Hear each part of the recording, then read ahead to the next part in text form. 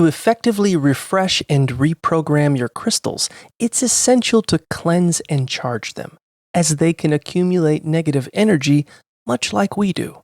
Cleansing methods include using running water, salt water, or snow, while charging can be done through earth, sound, moonlight, or sunlight exposure.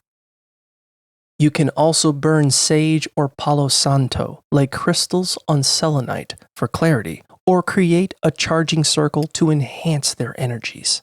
Each method resonates differently, so select the ones that align with your intentions.